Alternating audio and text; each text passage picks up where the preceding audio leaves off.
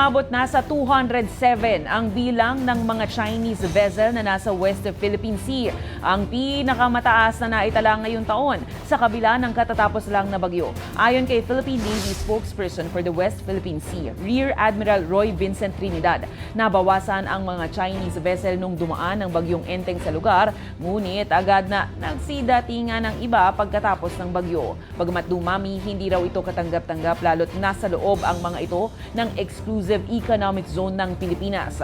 Ayon sa naitalang datos, karamihan sa mga Chinese vessel ay namataan sa paligid ng Escoda Shoal na sentro ng Sigalot sa West Philippine Sea kamakailan dahil sa pagbangga ng China sa nakadeploy na BRP Teresa Magbanwa. Habang kasalukuyan namang inaalam pa ng Philippine Navy ang dahilan ng pagdami ng Chinese vessels sa Rosul Reef.